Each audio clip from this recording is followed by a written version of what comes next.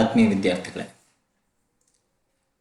ಕರ್ನಾಟಕ ಪ್ರೌಢ ಶಿಕ್ಷಣ ಪರೀಕ್ಷಾ ಮಂಡಳಿಯ ಬಹು ಆಯ್ಕೆ ಪ್ರಶ್ನೆ ಆಧಾರಿತ ಮಾದರಿ ಪ್ರಶ್ನೆ ಪತ್ರಿಕೆ 1 ಅದರಲ್ಲಿ ಗಣಿತದ ವಿಷಯವನ್ನು ಕುರಿತು ನಾವಿವತ್ತು ಸಂಪೂರ್ಣವಾಗಿ ಡಿಸ್ಕಷನ್ ಮಾಡ್ತಾ ಇದ್ದೀವಿ. ಒಟ್ಟು 40 ಪ್ರಶ್ನೆಗಳಿದ್ದಾವೆ. ನಿಮಗೆ ಗೊತ್ತಿದೆ, ನಾನು 40 ಪ್ರಶ್ನೆಗಳನ್ನು 2 ಭಾಗಗಳಾಗಿ ವಿಂಗಡಿಸಿ ಈ ವಿಡಿಯೋದಲ್ಲಿ ಮೊದಲ 20 ಪ್ರಶ್ನೆಗಳನ್ನು ಡಿಸ್ಕಷನ್ ಮಾಡ್ತಾ ಇದ್ದೀವಿ. ಎರಡನೇ ಪಾರ್ಟ್ನಲ್ಲಿ ನಿಮಗೆ ಇನ್ನುಳಿದ 20 ಪ್ರಶ್ನೆಗಳು ಸಿಗುತ್ತೆ. ಸೊ ತಡ ಮಾಡದೆ ನೇರವಾಗಿ ಪ್ರಶ್ನೆಗಳಿಗೆ ಹೋಗೋಣ. ಹೇಗೆ ಅದನ್ನು ಪರಿಹರಿಸೋದು ಅಂತ ನೋಡೋಣ, ಸರಿ ಉತ್ತರ ಯಾವುದು ಅಂತ ಕೂಡ ನೋಡೋಣ. ಸೊ ಮೊದಲ ಪ್ರಶ್ನೆ ಹೀಗಿದೆ: 3x plus 2ky is equal to 2 ಮತ್ತು 2x plus 5y plus 1 is equal to 0 ಜೋಡಿ ಸಮೀಕರಣಗಳು ಪರಸ್ಪರ ಸಮಾಂತರವಾಗಿದ್ದರೆ ಕೆಯ ಬೆಲೆ ಎಷ್ಟು ಅಂತ ಕೇಳ್ತಾ ಇದ್ದಾರೆ. ಇಲ್ಲಿ ನೀವು ಗಮನಿಸಬೇಕಾಗಿದ್ದು ಈಕ್ವೇಶನ್ ಹೇಗಿರುತ್ತೆ ಅಂತ ನಮಗೆ ಗೊತ್ತಿರಬೇಕು. ಈಕ್ವೇಶನ್ ಹೇಗಿರುತ್ತೆ: a1x plus b1y plus c1 is equal to 0 ಒಂದು ಈಕ್ವೇಶನ್ ಆಗಿದ್ದು, a2x plus b2y plus c2 is equal to 0 ಇದು ಎರಡನೇ ಈಕ್ವೇಶನ್ ಆಗಿದ್ದರೆ, a1 by a2 is equal to b1 by b2 not equal to c1 by c2. a1 by a2 ಸಮ b1 by b2 ಅಸಮ c1 by c2. ಈ ರೀತಿಯಲ್ಲಿದ್ದರೆ ನಾವು ಜೋಡಿ ಸಮೀಕರಣಗಳು ಸಮಾಂತರವಾಗಿರುತ್ತೆ ಅಂತೀವಿ. ಇಲ್ಲಿ ನೀವು ಗಮನಿಸಿ ನೋಡಿದಾಗ ಗೊತ್ತಾಗುತ್ತೆ. a1 ಜಾಗದಲ್ಲಿ ಏನಿದೆ 3 ಇದೆ, ಸೊ ನಾನು ಇಲ್ಲಿ 3 ಅಂತ ಹಾಕುತ್ತೀನಿ. a2 ಜಾಗದಲ್ಲಿ ಎಷ್ಟಿದೆ 2 ಇದೆ, ಸೊ ನಾನು 2 ತಗೋತೀನಿ. ಸೊ 3/2 ಸಮ b1 ಜಾಗದಲ್ಲಿ ಏನಿದೆ 2k ಇದೆ, ಸೊ ನಾನು 2k ಅಂತ ಹಾಕೋತೀನಿ.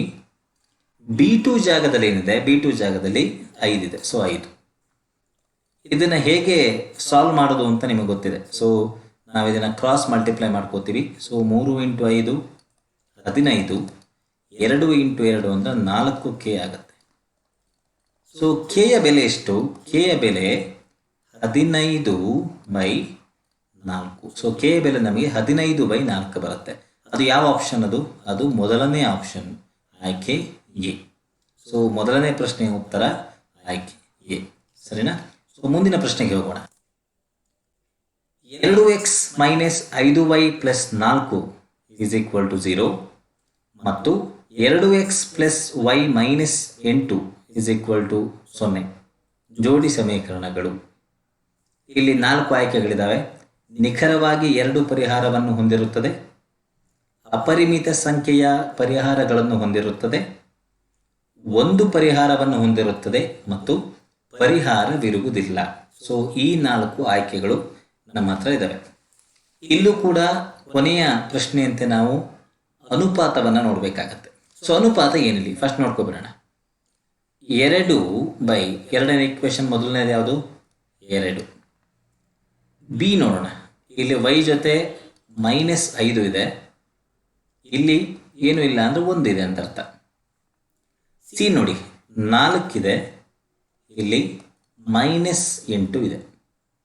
ನೀವೇನಾದ್ರು ಇದನ್ನ ಇನ್ನೊಂದಷ್ಟು ಸಿಂಪ್ಲಿಫೈ ಮಾಡಿದ್ರೆ, ಇನ್ನೊಂದಷ್ಟು ಸಡಿಲಗೊಳಿಸಿದ್ರೆ ಅಥವಾ ಸಿಂಪ್ಲಿಫೈ ಮಾಡಿದ್ರೆ ಏನಾಗುತ್ತೆ? ಇದು 1/1, ಇದು -5/1, ಇದು ಮಾತ್ರ ಏನಾಗುತ್ತೆ 4 1 4 4 2 8, ಸೊ 1/-2 ಆಗುತ್ತೆ. ನೋಡಿ, ಯಾವುದೂ ಕೂಡ ಯಾವುದಕ್ಕೂ ಈಕ್ವಲ್ ಅಲ್ಲ. ಅಂದ್ರೆ ಏನಾಯ್ತು ಇಲ್ಲಿ? ಇದು a1/a2 not equal to b1/b2 not equal to c1/c2. ಯಾವುದಕ್ಕೂ ಕೂಡ ಸಮವಾಗಿಲ್ಲ. ಹಾಗಿದ್ದಾಗ ಏನಾಗುತ್ತೆ ನಮ್ಗೆ ಗೊತ್ತಿದೆ. ಹಾಗಿದ್ರೆ ಏನಾಗಿರುತ್ತೆ? ಅದು ಒಂದೇ ಒಂದು ಪರಿಹಾರವನ್ನು ಹೊಂದಿರುತ್ತದೆ. ಇಲ್ಲಿ ನೋಡಿ, ನಿಮ್ಮ ಮೂರನೇ ಆಯ್ಕೆ 1 ಪರಿಹಾರವನ್ನು ಹೊಂದಿರುತ್ತದೆ. ಸೊ ನಿಮ್ಮ ಆಯ್ಕೆ ಯಾವುದಾಗಬೇಕು? ಇಲ್ಲಿ ಆಯ್ಕೆ ಸಿ, 1 ಪರಿಹಾರವನ್ನು ಹೊಂದಿರುತ್ತದೆ. ಸೊ ಒಂದೇ ಒಂದು ಪರಿಹಾರವಿರುತ್ತದೆ. ಸೊ ಉತ್ತರ ಮೂರನೇ ಆಯ್ಕೆ ಸಿ. ಮುಂದಿನ ಪ್ರಶ್ನೆಗೆ ಹೋಗೋಣ. ಎಕ್ಸ್ ಮತ್ತು ವೈಗಳ ಯಾವ ಬೆಲೆಗೆ 2x ಮೈನಸ್ 3y ಸಮ 12 ಸಮೀಕರಣವು ಸರಿ ಹೊಂದುತ್ತದೆ. ಇಲ್ಲಿ ನೀವು ಮಾಡಬೇಕಾಗಿದ್ದಿಷ್ಟೇ, 4 ಆಯ್ಕೆಗಳಿದ್ದಾವೆ. ಎಕ್ಸಿಗೆ ಇಲ್ಲಿ ಕೊಟ್ಟಿರುವ ಆಯ್ಕೆಗಳಲ್ಲಿನ ಎಕ್ಸ್ನ ಬೆಲೆ, ವೈ ಜಾಗದಲ್ಲಿ ಇಲ್ಲಿ ಕೊಟ್ಟಿರ್ತಕ್ಕಂಥ ಆಯ್ಕೆಗಳ ವೈ ಬೆಲೆಯನ್ನು ಹಾಕಿದಾಗ ಆ ಸಮೀಕರಣ ಸರಿ ಹೊಂದೋದು ಯಾವುದಕ್ಕೆ ಅಂತ ನೋಡ್ಬೇಕಷ್ಟೆ. ನೋಡಿ, ನಾನು ಮೊದಲೇ ನೋಡ್ತೀನಿ. ಎಕ್ಸ್ 0 ಇದೆ, ಸೊ 2 × 0 ಮೈನಸ್ ವೈ ಜಾಗದಲ್ಲಿ -3 ಇದೆ, ಸೊ 3 × -3. ಇದನ್ನು ಎಷ್ಟಾಗುತ್ತೆ ನೋಡಿ, 2 × 0 0, 3 3 9, ಮೈನಸ್ ಇಂಟು ಮೈನಸ್ ಇದ್ರೆ ಏನಾಗುತ್ತೆ, ಪ್ಲಸ್ ಆಗುತ್ತೆ. ಸೊ +9 ಆಗುತ್ತೆ. ಬಟ್ ಇಲ್ಲಿ ರೈಟ್ ಸೈಡ್ ಇರೋದು 12, ಸೊ ಇದು ಈಕ್ವಲ್ ಅಲ್ಲ. ಅಂದರೆ ಮೊದಲನೇ ಆಯ್ಕೆ ಈ ಸಮೀಕರಣಕ್ಕೆ ಸರಿ ಹೊಂದೋದಿಲ್ಲ. ಎರಡನೇ ಆಯ್ಕೆಯನ್ನು ನೋಡೋಣ. 2 × ಎಕ್ಸ್ ಜಾಗದಲ್ಲಿ ಎಷ್ಟಿದೆ, 2 ಇದೆ, ಮೈನಸ್ 3 × ವೈ ಜಾಗದಲ್ಲಿ ಎಷ್ಟಿದೆ, ವೈ ಜಾಗದಲ್ಲಿ 3 ಇದೆ. ಸೊ ಇದನ್ನು ಹಾಕಿದ್ರೆ 2 2 4 ಮೈನಸ್ ಇಲ್ಲಿ ಎಷ್ಟಾಗುತ್ತೆ, 3 3 9 ಆಗುತ್ತೆ. ಸರಿ ಅಲ್ವಾ? ಸೊ 4 - 9 ಅಂತ ನೀವು ನೋಡಿದ್ರೆ ಅದು ಆನ್ಸರ್ -5 ಬರುತ್ತೆ. ಅದು ಕೂಡ 12ಕ್ಕೆ ಈಕ್ವಲ್ ಅಲ್ಲ. ಸೊ ಎರಡನೇ ಆಯ್ಕೆ ಕೂಡ ಸರಿ ಹೊಂದೋದಿಲ್ಲ. ಮೂರನೇ ಆಯ್ಕೆ ನೋಡೋಣ. 2 ಎಕ್ಸ್ ಅಂದರೆ 3 ಮೈನಸ್ 3 × ವೈ ಅಂದರೆ ಎಷ್ಟು, -2 ಎಷ್ಟಾಗುತ್ತೆ ನೋಡಿ. ಇದು 3 2 6, ಮೈನಸ್ ಇಂಟು ಮೈನಸ್ ಇದ್ದಾಗ ಪ್ಲಸ್ ಬರುತ್ತೆ. 3 2 6, ಸೊ ಎಷ್ಟದು 12. ಸೊ ಬಲಗಡೆ ಕೂಡ 12 ಇದೆ, ಇಲ್ಲೂ ಕೂಡ 12 ಬರ್ತಾ ಇದೆ. ಅಂದ್ರೆ ಅರ್ಥ ಏನು, ಮೂರನೇ ಆಯ್ಕೆ ಅಂದರೆ ಆಯ್ಕೆ ಸಿ ಏನಿದೆ ಅದು ಈ ಸಮೀಕರಣಕ್ಕೆ ಸರಿ ಹೊಂದುತ್ತದೆ. ಸೊ ನಮ್ಮ ಸರಿಯಾದ ಉತ್ತರ ಆಯ್ಕೆ 3 ಅಥವಾ ಆಯ್ಕೆ ಸಿ ಆಗಿರುತ್ತೆ. ಮುಂದಿನ ಪ್ರಶ್ನೆಗೆ ಹೋಗೋಣ. ರೇಖಾತ್ಮಕ ಸಮೀಕರಣ ಜೋಡಿಗೆ ಸಂಬಂಧಪಟ್ಟಂತೆ ಈ ಕೆಳಗಿನ ಹೇಳಿಕೆಗಳಲ್ಲಿ ತಪ್ಪಾಗಿರುವ ಹೇಳಿಕೆಯನ್ನು ಗುರುತಿಸಿ. ಆಯ್ಕೆಗಳನ್ನು ನೋಡೋಣ. ರೇಖೆಗಳು ಸಮಾಂತರವಾಗಿದ್ದರೆ ಪರಿಹಾರ ಇರುವುದಿಲ್ಲ. ರೇಖೆಗಳು ಪರಸ್ಪರ ಲಂಬವಾಗಿದ್ದರೆ ಪರಿಹಾರವಿರುವುದಿಲ್ಲ. ರೇಖೆಗಳು ಪರಸ್ಪರ ಐಕ್ಯಗೊಂಡರೆ ಅಪರಿಮಿತ ಪರಿಹಾರಗಳನ್ನು ಹೊಂದಿರುತ್ತದೆ ಮತ್ತು ರೇಖೆಗಳು ಪರಸ್ಪರ ಛೇದಿಸಿದರೆ ಒಂದು ಪರಿಹಾರವಿರುತ್ತದೆ.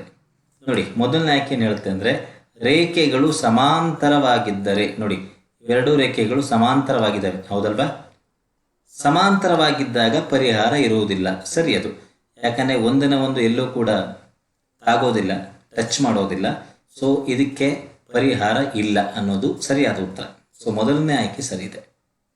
ಎರಡನೇ ಆಯ್ಕೆ ನೋಡಿ, ರೇಖೆಗಳು ಪರಸ್ಪರ ಲಂಬವಾಗಿದ್ದರೆ. ಲಂಬ ಅಂದ್ರೇನು, ಒಂದು ರೇಖೆ ಹೇಗಿದೆ ಅನ್ಕೊಳ್ಳೋಣ, ಇನ್ನೊಂದು ರೇಖೆ ಹೀಗಿದ್ರೆ ಇದಕ್ಕೇನಂತೀವಿ, ಲಂಬವಾಗಿರೋದು ಅಂತೀವಿ. ಅಂದರೆ ಇಲ್ಲಿ 90 ಡಿಗ್ರಿಯ ಕೋನ ಬರಬೇಕು.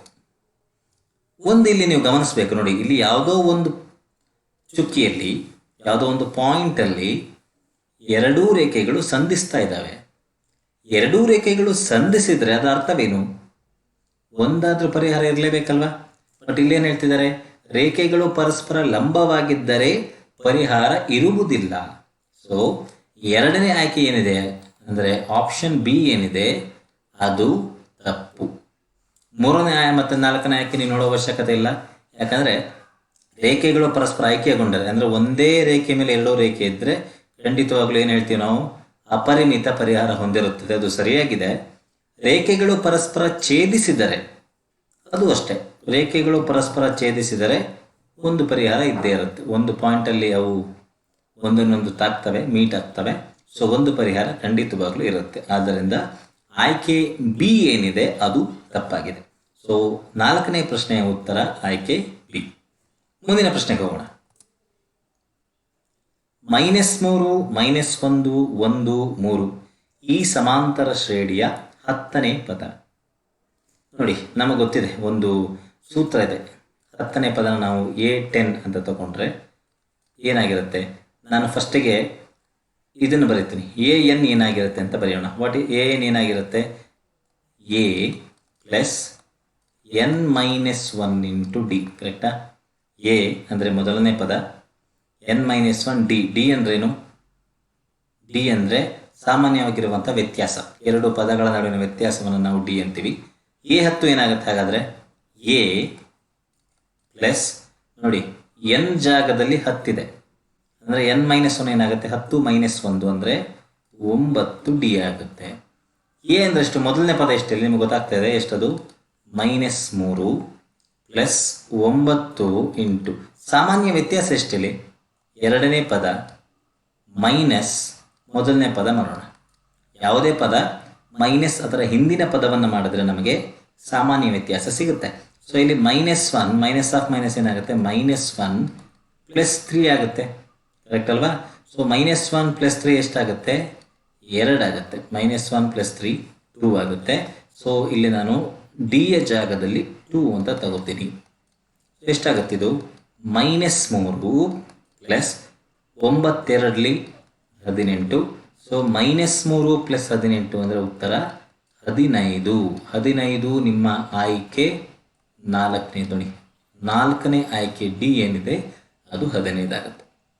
ಸೊ ಆದ್ದರಿಂದ 5ನೇ ಪ್ರಶ್ನೆಯ ಉತ್ತರ ಡಿ. ಮುಂದಿನ ಪ್ರಶ್ನೆಗೆ ಹೋಗೋಣ. ಒಂದು ಸಮಾಂತರ ಶ್ರೇಣಿಯ ಎನ್ನೇ ಪದ an 7 - 4n ಆದರೆ ಶ್ರೇಣಿಯಲ್ಲಿನ ಸಾಮಾನ್ಯ ವ್ಯತ್ಯಾಸ. ನೋಡಿ ಇದು ಅಷ್ಟೇ ತುಂಬ ಸುಲಭವಾದಂಥ ವಿಷಯ. ನಾನು A1 ಎಷ್ಟಾಗುತ್ತೆ ನೋಡ್ತೀನಿ, A2 ಎಷ್ಟಾಗುತ್ತೆ ನೋಡ್ತೀನಿ. ನಿಮಗೆ ಗೊತ್ತಿದೆ ಸಾಮಾನ್ಯ ವ್ಯತ್ಯಾಸ ಏನಾಗಿರುತ್ತೆ, ಯಾವುದೇ ಪದ ಮೈನಸ್ ಅದರ ಹಿಂದಿನ ಪದ, ಅಂದರೆ ಎರಡನೇ ಪದ ಮೈನಸ್ ಒಂದನೇ ಪದ ಆಗಬಹುದು ಅಥವಾ ಮೂರನೇ ಪದ ಮೈನಸ್ ಎರಡನೇ ಪದ ಆಗ್ಬೋದು. ನಾನು ಸುಲಭವಾಗಿರೋ ತಗೋತಾ ಇದ್ದೀನಿ, ಎರಡನೇ ಪದ ಮೈನಸ್ ಮೊದಲನೇ ಪದ. A1 ಏನಾಗುತ್ತಿದೆ, ನಾನೇನು ಮಾಡಬೇಕು, an ನನಗೆ ಗೊತ್ತಿದೆ, an ಏನು ಕೊಟ್ಟಿದ್ದಾರೆ ಅವರು, an is equal to 7 - 4n ಅಂತ ಕೊಟ್ಟಿದ್ದಾರೆ. ಸೊ ನಾನು n ಇರುವ ಕಡೆ 1 ಅಂತ ಹಾಕಬೇಕು. ಕರೆಕ್ಟಾ? n ಇರೋ ಕಡೆ 1 ಹಾಕಿದ್ರೆ ಏನಾಗುತ್ತೆ, 7 - 4 ಇಂಟು 1 ಎಷ್ಟಾಗುತ್ತಿದ್ದು, ಇದು 7 - 4. 7 - 4 ಎಷ್ಟು ನಮಗೆ ಗೊತ್ತಿದೆ, ಎಷ್ಟದು 3. A2 ಏನಾಗುತ್ತೆ ನೋಡೋಣ, 7 - 4 ಇಂಟು 2, n ಇದ್ದಲ್ಲಿ 2 ಹಾಕ್ಬೇಕು ನಾನು. ಅದು 7 - 4 8, ಎಷ್ಟದು -1 ಆಗುತ್ತೆ. ಈಗ A2 ಎಷ್ಟು, -1 ಮೈನಸ್ A1 ಎಷ್ಟು 3. ಸೊ -1 - 3 ಎಷ್ಟಾಗುತ್ತೆ, -4. ಸೊ -1 - 3 ಅಂದರೆ -4 ಆಗುತ್ತೆ. ನಿಮ್ಮ ಎರಡನೇ ಆಯ್ಕೆ ಏನಿದೆ ಆಪ್ಷನ್ ಬಿ ಅದು ಉತ್ತರ, -4 ಆಪ್ಷನ್ ಬಿ ಆಗಿರುತ್ತೆ. ಮುಂದಿನ ಪ್ರಶ್ನೆಗೆ ಹೋಗೋಣ. 4A B 28 ಪದಗಳು ಸಮಾಂತರ ಶ್ರೇಣಿಯಲ್ಲಿದ್ದರೆ ಬಿ ಯ ಬೆಲೆ ಅಂತ ಕೇಳ್ತಿದ್ದಾರೆ. ಇಲ್ಲಿ ಅಗೇನ್ ನಾವೇನು ನೋಡಬೇಕಾಗಿದೆ ಅಂದರೆ, 4 ಪದಗಳು ಸಮಾಂತರ ಶ್ರೇಣಿಯಲ್ಲಿದ್ದರೆ ಏನಾಗುತ್ತೆ, ಯಾವಾಗಲೂ ನೆನ್ಪಿಟ್ಕೊಳ್ಳಿ, ಎಷ್ಟೇ ಪದ ಇರಲಿ ಅದು ಸಮಾಂತರ ಶ್ರೇಣಿಯಲ್ಲಿದ್ದರೆ ಒಂದು ಪದ ಮೈನಸ್ ಅದರ ಹಿಂದಿನ ಪದ, ಅದನ್ನು ನಾವೇನಂತೀವಿ ಸಾಮಾನ್ಯ ವ್ಯತ್ಯಾಸ. ಸೊ ಇಲ್ಲೇನಾಗುತ್ತೆ ನೋಡಿ, ಅಬ್ಸರ್ವ್ ಮಾಡಿ, A - 4 ಅಂದರೆ ಎರಡನೇ ಪದ ಮೈನಸ್ ಮೊದಲನೇ ಪದ, ಕರೆಕ್ಟ್ ಅಲ್ವಾ? ಅದು B - A ಅಂದರೆ ಏನು, ಮೂರನೇ ಪದ ಮೈನಸ್ ಎರಡನೇ ಪದ, ಮತ್ತು 28 - B 28 - B ಅಂದರೆ ನಾಲ್ಕನೇ ಪದ ಮೈನಸ್ ಮೂರನೇ ಪದ. ಇವೆಲ್ಲವೂ ಕೂಡ ಏನಾಗಿರುತ್ತೆ, ಸಮವಾಗಿರುತ್ತೆ. ಹಾಗಾದರೆ ಏನಾಗುತ್ತೆ ಇಲ್ಲಿ ನೋಡಿ, ಇವೆರಡನ್ನು ತಗೊಳ್ಳೋಣ. ಇವೆರಡನ್ನು ತಗೊಂಡು ಸಾಲ್ವ್ ಮಾಡಿದ್ರೆ ಏನಾಗುತ್ತೆ, ನನಗೇನು ಸಿಗುತ್ತೆ, ಇಲ್ಲಿ B ಇದೆ A ಇದೆ, ನಾನು ಏನು ಈ ಕಡೆ ತರ್ತೀನಿ. So 2A is equal to, ಇಲ್ಲಿ ಏನಾಗುತ್ತೆ, ನಾನು 4 ಈ ಕಡೆ ತರ್ತೀನಿ, B ಪ್ಲಸ್ 4 ಆಗುತ್ತೆ. ಕರೆಕ್ಟ್ ಅಲ್ವಾ? A ಒಂದು ಕಡೆ ತಂದಿದ್ದೀನಿ, ಉಳಿದಿರೋ ಎಲ್ಲ ಪದಗಳನ್ನು ಬಲಗಡೆ ತಗೊಂಡು ಹೋಗಿದ್ದೀನಿ. ಈಗ ಇವೆರಡನ್ನು ಅಬ್ಸರ್ವ್ ಮಾಡಿ, ಇಲ್ಲೇನಾಗುತ್ತೆ, ಇಲ್ಲೂ ಕೂಡ ನಾನು ಬಿ ಅನ್ನು ಒಟ್ಟಿಗೆ ತರೋ ಪ್ರಯತ್ನ ಮಾಡ್ತೀನಿ, ಅಥವಾ ಎ ಕೂಡ ತರ್ಬೋದು. ನಾನು ಎ ಇಲ್ಲಿ ಮೈನಸ್ ಇರೋದ್ರಿಂದ ಬಿ ತರ್ತೀನಿ. ಏನಾಗುತ್ತದು 2B 2B, ಯಾಕಂದರೆ B ಪ್ಲಸ್ B 2B ಆಗುತ್ತೆ. 28 ಎ ಕಡೆ ಬಂದರೆ ಏನಾಗುತ್ತೆ, ಪ್ಲಸ್ ಎ ಆಗುತ್ತೆ. ಕರೆಕ್ಟ್ ಅಲ್ವಾ? ನನಗೇನು ಬೇಕು, ನನಗೆ ಬಿ ಬೇಕು.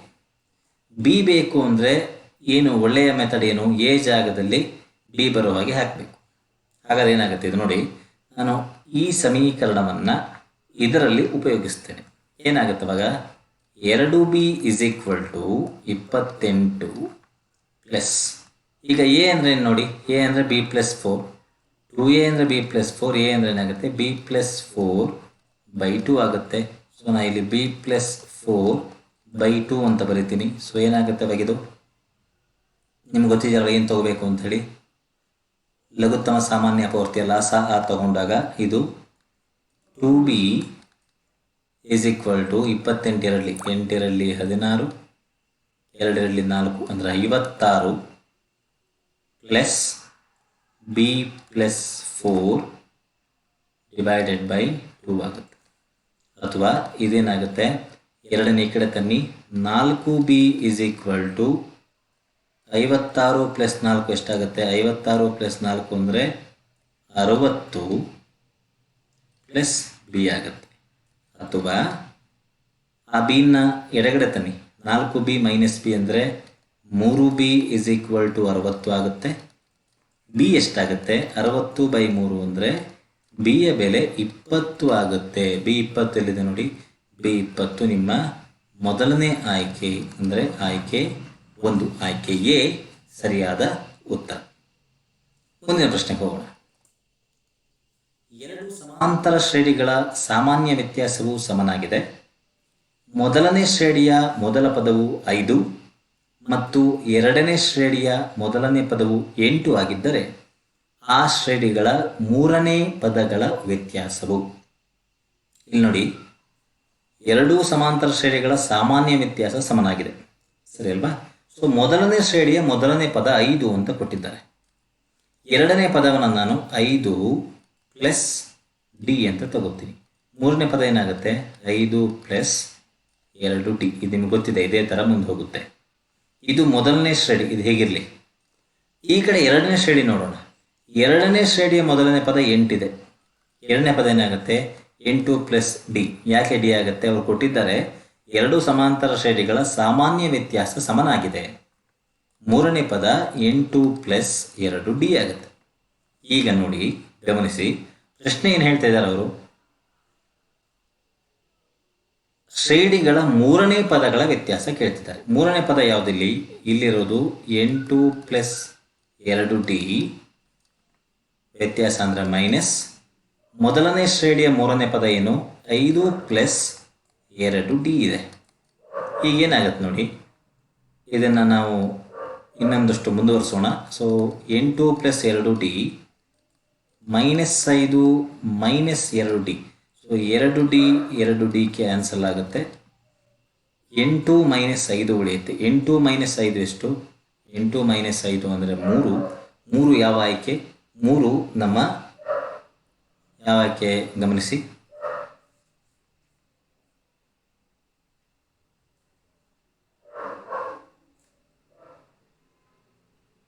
ಮೂರು ಅನ್ನೋದು ನಮ್ಮ ಆಯ್ಕೆ ಬಿ, ಕರೆಕ್ಟ್ ಅಲ್ವಾ? ಸೊ ಬಿ ಅನ್ನೋದು ಸರಿಯಾದ ಉತ್ತರವಾಗಿರುತ್ತೆ.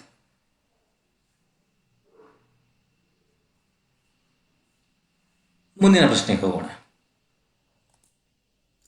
ಒಂದು ಸಮಾಂತರ ಶ್ರೇಣಿಯ ಮೊದಲ n ಪದಗಳ ಮೊತ್ತದ ಸೂತ್ರ Sn is equal to 3n² plus n ಆದರೆ ಆ ಶ್ರೇಣಿಯ ಮೂರನೇ ಪದ ಅಂತ ಕೇಳ್ತಿದ್ದಾರೆ. ಇಲ್ಲಿ ನಾವು ಗಮನಿಸಬೇಕಾಗಿದ್ದೇನು ಅಂದರೆ, ಪ್ರಶ್ನೆಯಲ್ಲಿ ಕೇಳ್ತಾ ಇರೋದನ್ನು ಗಮನಿಸಿ. ಒಂದು ಸಮಾಂತರ ಶ್ರೇಣಿಯ ಮೊದಲ n ಪದಗಳ ಮೊತ್ತ ಅಂತ ಕೊಟ್ಟಿದ್ದಾರೆ. ಮೂರನೇ ಪದ ಕೇಳ್ತಿದ್ದಾರೆ. ಯಾವಾಗಲೂ ನೆನ್ಪಿಟ್ಕೊಳ್ಳಿ, ಮೂರನೇ ಪದ ಅಂದರೆ A3 ಅಂತ ಆಗಿದ್ರೆ ಅದು ಯಾವಾಗಲೂ 3 ಪದಗಳ ಮೊತ್ತ ಮೈನಸ್ 2 ಪದಗಳ ಮೊತ್ತ, ಕರೆಕ್ಟ್ ಅಲ್ವಾ? ನಿಮಗಿಲ್ಲಿ 3 ಪದಗಳಿದ್ದಾವೆ ಅನ್ಕೊಳ್ಳೋಣ. ಈ 3 ಪದಗಳನ್ನು ಮೊತ್ತ ಮಾಡಿದಾಗ ನಿಮಗೆ S3 ಅಂತ ಸಿಗೋದು. 2 ಪದಗಳ ಮೊತ್ತ ಮಾಡಿದ್ರೆ S2 ಸಿಗುತ್ತೆ. ಈಗ ನೋಡಿ, ನೀವು ಇದನ್ನು ಕಳೆದ್ರೆ ಏನು ಉಳಿಯುತ್ತೆ? ಸೊ S3 ಮೈನಸ್ S2 ಮಾಡಿದ್ರೆ ನಮ್ಮ ಕೈಲಿ ಉಳಿಯೋದು ಯಾವುದು? ಇದು ಯಾವ ಪದ? ಇದು ಮೂರನೇ ಪದ, ಕರೆಕ್ಟ್ ಅಲ್ವಾ? ಸೊ S3 ಏನಾಗುತ್ತೆ ನೋಡೋಣ. ನೋಡಿ, Sn ನಮಗೆ ಗೊತ್ತು. Sn ಏನು? Sn ಕೊಟ್ಟಿರೋದು 3n² ಪ್ಲಸ್ n ಅಂತ ಕೊಟ್ಟಿದ್ದಾರೆ. ಸೊ S3 ಏನಾಗುತ್ತೆ ಹೇಳಿ? n ಇದ್ದಲ್ಲಿ 3 ಹಾಕಬೇಕು. 3 ಇಂಟು 3² 3ರ ಸ್ಕ್ವೇರ್ ಪ್ಲಸ್ n ಅಂದರೆ ಮತ್ತೆ 3 ಎಷ್ಟಾಗತ್ತೆ? ಇದು 3 ಸ್ಕ್ವೇರ್ 9, 9 ಮೂರಲಿ 27 ಪ್ಲಸ್ 3, 27 ಪ್ಲಸ್ 3 ಅಂದರೆ 30 ಆಗುತ್ತೆ. ಎಷ್ಟು ನೋಡೋಣ, ಎಷ್ಟು ಏನಾಗುತ್ತೆ, 3 ಇಂಟು 2 ಸ್ಕ್ವೇರ್ ಪ್ಲಸ್ 2, 2 ಸ್ಕ್ವೇರ್ನ 4, 4 ಮೂರಲಿ 12 ಪ್ಲಸ್ 2 ಎಷ್ಟಾಗುತ್ತದು 14 ಆಗುತ್ತೆ. ಕರೆಕ್ಟ್ ಅಲ್ವಾ? ಸೊ ಇಲ್ಲಿ ಆ ವ್ಯಾಲ್ಯೂಗಳನ್ನು, ಆ ಬೆಲೆಗಳನ್ನು ಹಾಕೋಣ. S3 ಅಂದರೆ 30 ಇದೆ, S2 ಅಂದರೆ 14 ಇದೆ. 30 ಮೈನಸ್ 14 ಮಾಡಿದಾಗ ಉತ್ತರ ನಮಗೆ 16 ಬರುತ್ತೆ. 16 ಯಾವ ಆಯ್ಕೆ? ಆಯ್ಕೆ ಬಿ. ಸೊ ಆಯ್ಕೆ ಬಿ 16 ಸರಿಯಾದ ಉತ್ತರ. ಮುಂದಿನ ಪ್ರಶ್ನೆಗೆ ಹೋಗೋಣ.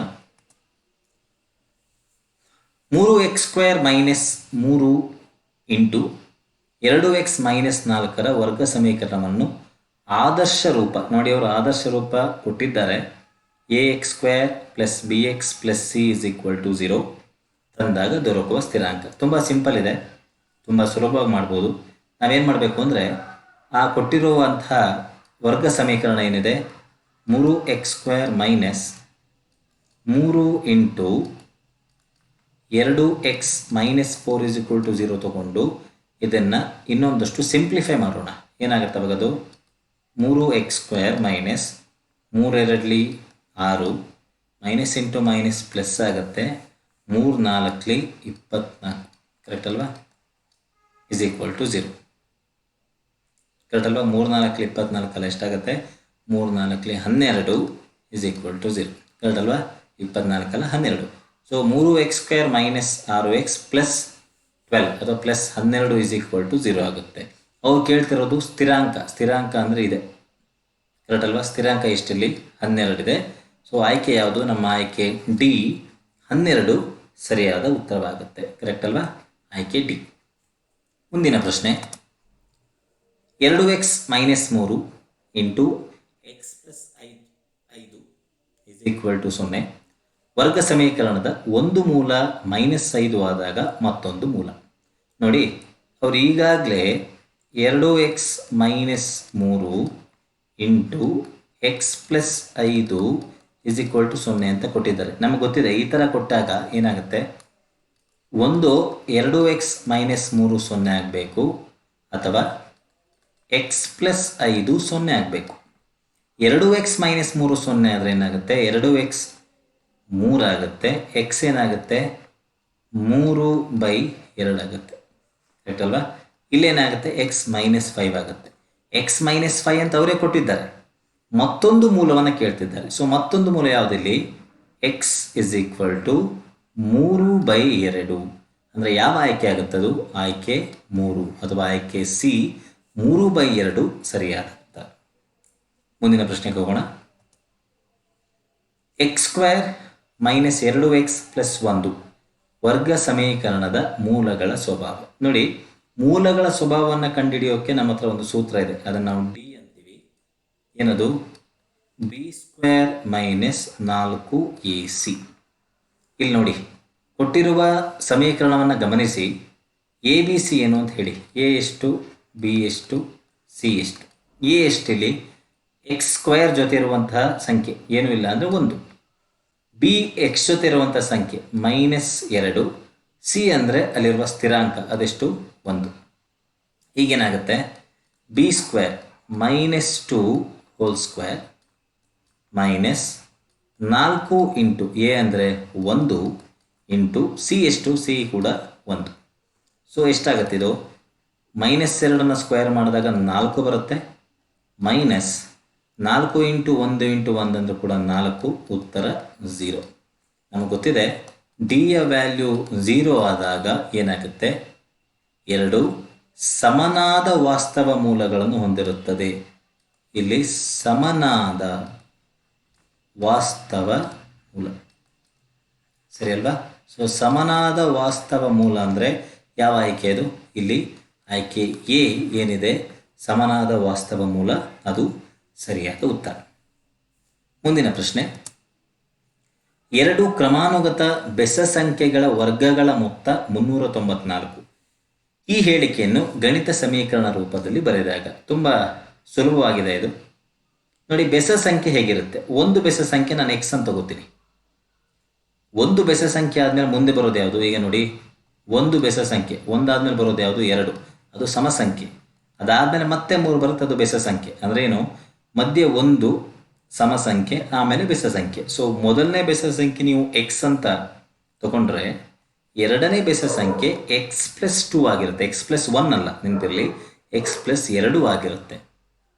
ಎರಡು ಕ್ರಮಾನುಗತ ಬೆಸ ಸಂಖ್ಯೆಗಳ ವರ್ಗಗಳ ಮೊತ್ತ ಅಂದ್ರೆ ಏನು? ವರ್ಗ ಅಂದ್ರೆ ನೀವು ಅದನ್ನು ಸ್ಕ್ವೇರ್ ಬರೀತೀರಿ, ಇದಕ್ಕೂ ಕೂಡ ಸ್ಕ್ವೇರ್ ಬರೀತೀರಿ. ವರ್ಗಗಳ ಮೊತ್ತ ಅಂತ ಕೇಳಿದ್ದಾರೆ, ನಾನು ಪ್ಲಸ್ ಅಂತ ತಗೋತೀನಿ. ಬಲಗಡೆ ಏನಿರಬೇಕು? 394. ಯಾವ ಆಯ್ಕೆ ಸರಿಯಾಗುತ್ತೆ ನೋಡಿ? x² + x+2 whole square = 394. ಖಂಡಿತವಾಗಲೂ ಅದು ನಮ್ಮ ಎರಡನೇ ಆಯ್ಕೆ, ಆಪ್ಷನ್ ಬಿ ಕರೆಕ್ಟ್ ಅಲ್ವಾ? ಸೊ 13ನೇ ಪ್ರಶ್ನೆಗೆ ಆಯ್ಕೆ ಬಿ ಆಗುತ್ತೆ. ಮುಂದಿನ ಪ್ರಶ್ನೆಗೆ ಹೋಗೋಣ. ಕೊಟ್ಟಿರುವ ಚಿತ್ರದಲ್ಲಿ ಬಿಯ ಕೋನ 90 degree, AB 6 centimetre, BC 8 centimetre ಮತ್ತು AC 10 ಸೆಂಟಿಮೀಟರ್ ಆದಾಗ ಸೈನ್ 90 - ಥೀಟಾದ ಬೆಲೆ. ಇದು ನಿಮಗೆ ಗೊತ್ತಿರಬೇಕು. ಸೈನ್ ಆಫ್ 90 - ಥೀಟಾ ಏನಿದೆ ಅದು ಯಾವಾಗಲೂ ಕೂಡ ಕಾಸ್ ಥೀಟಾ ಆಗಿರುತ್ತೆ. ಅಂದರೆ ನನಗೆ ಬೇಕಾಗಿದ್ದಿಲ್ಲಿ ಕಾಸ್ ಥೀಟಾ ಮಾತ್ರ. ಕಾಸ್ ಥೀಟಾ ಏನಾಗಿರುತ್ತೆ ನೋಡಿ, ಹೀಗಿದೆ ಅಂದ್ಕೊಳ್ಳೋಣ. ಒಂದು ನಿಮ್ಮ ರೈಟ್ ಆ್ಯಂಗಲ್ ಟ್ರಯಾಂಗಲ್ ಹೇಗಿದ್ದರೆ, ನಾನು ಇದನ್ನು ABC ಅಂತ ತಗೊಂಡ್ರೆ, ಇದು ಎತ್ತರ ಕರೆಕ್ಟ್ ಅಲ್ವಾ? ಹೈಟ್ ಅಥವಾ ಎತ್ತರ ಅಂತೀವಿ. ಇದು ನಿಮ್ಮ ಬೇಸ್, ಇದು ಹೈಪಾಟನಿಸ್ ಅಂತೀವಿ. ಯಾವಾಗಲೂ ಕಾಸ್ ಥೀಟಾ ಏನಾಗಿರುತ್ತೆ? ಕಾಸ್ ಥೀಟಾ BC/AC ಆಗಿರುತ್ತೆ ಕರೆಕ್ಟ್ ಅಲ್ವಾ? ಎತ್ತರ ಅಲ್ಲ, ನಿಮ್ಮ ಬೇಸ್ ಏನಿದೆ, ಬೇಸ್ ಮತ್ತು ಹೈಪಾಟನಿಸ್ಗಳ ಅನುಪಾತ ಆಗಿರುತ್ತೆ. ಹಾಗಾದರೆ ಇಲ್ಲಿ ಏನಾಗುತ್ತೆ?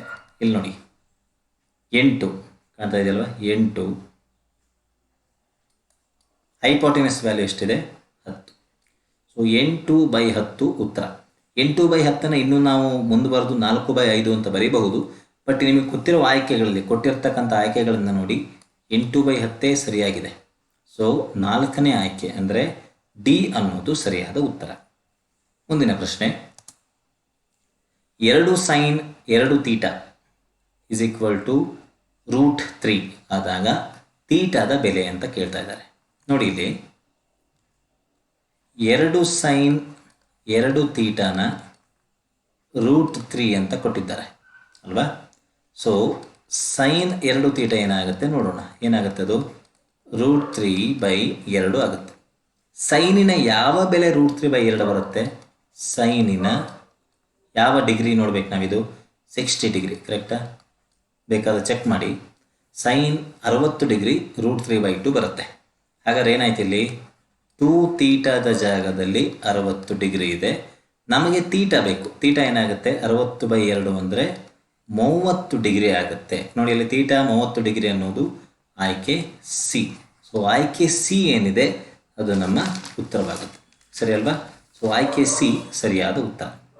ಮುಂದಿನ ಪ್ರಶ್ನೆ, ಓ ಕೇಂದ್ರವುಳ್ಳ ವೃತ್ತದಲ್ಲಿ ಎಸಿಯು ವೃತ್ತ ಸ್ಪರ್ಶಕ ಎ ಸ್ಪರ್ಶಬಿಂದು OC 4 ಸೆಂಟಿಮೀಟರ್ ಮತ್ತು ಕೋನ ACO 30 ಡಿಗ್ರಿ ಆದಾಗ ವೃತ್ತದ ತ್ರಿಜ್ಯದ ಉದ್ದವು ಅಂತ ಕೇಳ್ತಾ ಇದ್ದಾರೆ.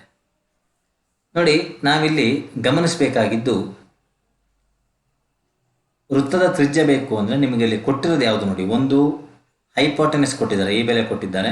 ಅವರು OA ಬೆಲೆ ಕೇಳ್ತಾ ಇದ್ದಾರೆ. ಅಂದರೆ ಅವೆರಡೂ ಬರ್ತಕ್ಕಂಥದ್ದು, ಎತ್ತರ ಮತ್ತು ಹೈಪಾಟನಿಸ್ ಬರೋದು ಯಾವುದರಲ್ಲಿ ನಮಗೆ ಗೊತ್ತಿದೆ? ಸೈನಲ್ಲಿ. ಸೊ ಸೈನ್ ಅಲ್ಲಿ ಕೊಟ್ಟಿರ್ತಕ್ಕಂಥ ಕೋನ ಎಷ್ಟು? 30 ಡಿಗ್ರಿ. ಸೊ ಸೈನ್ 30 ಡಿಗ್ರಿ ಏನಾಗುತ್ತೆ? OA, ಅದನ್ನು ನಾನು ಕಂಡುಹಿಡಿಬೇಕು, ಬೈ ಹೈಪಾಟನಿಸ್ OC ಎಷ್ಟಿದೆ? ಅದು 4 ಇದೆ. ಸೊ OA/4 ಆಗುತ್ತೆ. ಈಗ ಸೈನ್ 30 ಡಿಗ್ರಿ ಎಷ್ಟು? 1/2, 1/2. ಸೊ ಇಲ್ಲೇನಿದೆ? OA/4. ಹಾಗಾದರೆ OA ಏನಾಗುತ್ತೆ? OA ಬೆಲೆ 4/2. 4/2 ಅಂದರೆ 2 ಸೆಂಟಿಮೀಟರ್ ಆಗುತ್ತೆ. 2 ಸೆಂಟಿಮೀಟರ್ ನಮ್ಮ ಮೂರನೇ ಆಯ್ಕೆ ಕರೆಕ್ಟ್ ಅಲ್ವಾ? ಸೊ ಆಯ್ಕೆ ಸಿ ಸರಿಯಾದ ಉತ್ತರ. ಮುಂದಿನ ಪ್ರಶ್ನೆ, sine theta x by y ಆದಾಗ ಕಾಸ್ ತೀಟಾ ಅಂತ ಕೇಳ್ತಿದ್ದಾರೆ. ಇಲ್ಲಿ ಅಷ್ಟೇ ನಾವು ಒಂದು ರೈಟ್ ಆ್ಯಂಗಲ್ ಟ್ರಯಾಂಗಲ್ ಅಥವಾ ಲಂಬಕೋನ ತ್ರಿಭುಜವನ್ನು ತಗೊಂಡು ನೋಡೋದು ಬೆಟರ್, ಈಸಿ ಆಗುತ್ತೆ. ಓಕೆ, ಸೊ ಒಂದು ಲಂಬಕೋನ ತ್ರಿಭುಜವನ್ನು ನಾವು ತಗೊಳ್ಳೋಣ. ಸೊ ಹೀಗಿದ್ರೆ ಒಂದು ಸಾಧಾರಣವಾದ ಲಂಬಕೋನ ತ್ರಿಭುಜ ತಗೊಳ್ಳೋಣ. ಕರೆಕ್ಟಾಗಿರಬೇಕು ಅಂತಿಲ್ಲ, ನಮ್ಗೆ ಅರ್ಥ ಆದ್ರೆ ಸಾಕು. ಇದನ್ನು ನಾನು ತೀಟಾ ಅಂತ ಅಂದ್ಕೊಂಡ್ರೆ ಸೈನ್ ಏನಾಗಿರುತ್ತೆ, ಎತ್ತರ ಎಕ್ಸ್, ಈ ವ್ಯಾಲ್ಯೂ ವೈ ಆಗುತ್ತೆ. ಕರೆಕ್ಟಾ? ಹಾಗಾದರೆ ಈ ವ್ಯಾಲ್ಯೂ ಏನಾಗುತ್ತೆ, ನಿಮಗೆ ಪೈಥಾಗೋರಸ್ ಥಿಯರಮ್ ಗೊತ್ತಿದೆ. ಪೈಥಾಗೋರಸ್ನ ಪ್ರಮೇಯದ ಪ್ರಕಾರ ಇದು ವೈ ಸ್ಕ್ವೇರ್ ಎಕ್ಸ್ ಸ್ಕ್ವೇರ್ ಈ ಟರ್ಮ್ ಸ್ಕ್ವೇರ್ ಆಗಬೇಕು. ಚೆಕ್ ಮಾಡಿ, ನಿಮ್ಗೆ ಇದು ಎಷ್ಟು ಬರುತ್ತೆ ಅಂದರೆ y square minus x square root ಒಳಗೆ ಬರುತ್ತೆ. Root of y square minus x square ಆಗುತ್ತೆ. ಇದನ್ನು ಪೈಥಾಗೋರಸ್ ಥಿಯರಮ್ ಯೂಸ್ ಮಾಡಿದಾಗ ಈ ವ್ಯಾಲ್ಯೂ ಬರುತ್ತೆ. ಹಾಗಾದರೆ ನನಗೇನು ಬೇಕು, ಕಾಸ್ ಆಫ್ ತೀಟಾ ಬೇಕು. ಕಾಸ್ ಆಫ್ ತೀಟಾ ಏನಾಗಿರುತ್ತೆ, root of y square minus x square by y ಆಗುತ್ತೆ. ಸರಿ ಅಲ್ವಾ? ಈ ಬುಡ ಏನಿದೆ, ಬುಡ by hypotenuse. So root of y square minus x square by y ಆಗುತ್ತೆ. ಸೊ ಅದು ನಮ್ಮ ಯಾವ ಆಯ್ಕೆ ಆಗಿರುತ್ತೆ, ಅದು ನಮ್ಮ ಆಯ್ಕೆ ಡಿ, 4ನೇ ಆಯ್ಕೆ ಆಗಿರುತ್ತೆ. ಸೊ ಸರಿಯಾದ ಉತ್ತರ ಡಿ. ಮುಂದಿನ ಪ್ರಶ್ನೆ, sine a plus sine square a is equal to 1 ಆದರೆ cos square A plus cos to the power 4a ಏನಾಗುತ್ತೆ ಅಂತ ಕೇಳ್ತಿದ್ದಾರೆ. ಇಲ್ಲಿ ನೋಡಿ, ಮೊದಲಿಗೆ ಅವ್ರು ಕೊಟ್ಟಿರೋದು ತಗೊಳ್ಳೋಣ. Sine a plus sine square a is equal to 1 ಅಂತ ಕೊಟ್ಟಿದ್ದಾರೆ. ಹಾಗಾದರೆ ಸೈನ್ ಎ ಏನಾಗುತ್ತೆ, sine a 1 minus sine square a ಆಗುತ್ತೆ. ನಮಗೆ ಗೊತ್ತಿದೆ sine square A plus cos square A ಅಂದರೆ 1. ಹಾಗಾದರೆ 1 ಮೈನಸ್ ಸೈನ್ ಸ್ಕ್ವೇರ್ ಏನಾಗುತ್ತೆ, ನಿಮಗೆ ನೋಡಿದಾಗಲೇ ಗೊತ್ತಾಗುತ್ತೆ. 1 ಮೈನಸ್ ಸೈನ್ ಸ್ಕ್ವೇರ್ ಎ ಅಂದರೆ ಕಾಸ್ ಸ್ಕ್ವೇರ್ ಎ. ಸೊ ಏನು ಸಿಕ್ತು ನಮಗೆ, ಸೈನ್ ಎ ಅಂದರೆ ಕಾಸ್ ಸ್ಕ್ವೇರ್ ಎ. ಹಾಗಾದರೆ ನನಗೆ ಬೇಕಾಗಿದ್ದು ನೋಡಿ, ಕಾಸ್ ಸ್ಕ್ವೇರ್ ಎ ಮತ್ತು cos to the power 4a. So ಇದನ್ನು ನಾನು ಏನಾದರೂ ಸ್ಕ್ವೇರ್ ಮಾಡಿದ್ರೆ ಸೈನ್ ಸ್ಕ್ವೇರ್ ಎ ಏನಾಗುತ್ತೆ, ಕಾಸ್ ಸ್ಕ್ವೇರ್ ಎ ಅದರ square, cos to the power 4a. Correct ಅಲ್ವಾ? ಸೊ ಸೈನ್ ಎ ಅಂದರೆ cos square A, sine square A ಅಂದರೆ cos to the power 4a. ನನಗೆ ಬೇಕಾಗಿದ್ದೇನು, cos square A plus cos to the power 4a ಎಷ್ಟಾಗುತ್ತೆ. Cos square A ಅಂದರೆ ಏನು, sine A. Cos to the power 4a ಅಂದರೆ ಏನು, sign square A. So sine a plus sine square ನಮಗೆ ಗೊತ್ತಿದೆ, ಅದು 1. ಸೊ ನಮ್ಮ ಉತ್ತರ ಕೂಡ 1, ಆಯ್ಕೆ 4. ಸೊ ಆಯ್ಕೆ 4 ಸರಿಯಾದ ಉತ್ತರ. ಮುಂದಿನ ಪ್ರಶ್ನೆ, A 4 minus 6 B A B ಬಿಂದುಗಳನ್ನು ಸೇರಿಸುವ ರೇಖಾಖಂಡದ ಮಧ್ಯಬಿಂದುವು ಮೂಲಬಿಂದು ಆದರೆ ಎ ಮತ್ತು ಬಿಯ ಬೆಲೆಗಳು. ನೋಡಿ, ಒಂದು ಲೈನ್ ಹೇಗಿದೆ ಅಂದ್ಕೊಳ್ಳೋಣ. ಇಲ್ಲಿ ಎ ಇದೆ ಅಂದ್ಕೊಳ್ಳೋಣ, ಇದು ನಮ್ಮ ಎ. ಏನು ಕೊಟ್ಟಿದ್ದಾರೆ ಅವರು, 4 ಮೈನಸ್ 6. ಈ ಪಾಯಿಂಟನ್ನು ಬಿ ಅಂದ್ಕೊಳ್ಳೋಣ. ಬಿ ಏನು ಕೊಟ್ಟಿದ್ದಾರೆ ಅವರು, ಎ ಬಿ.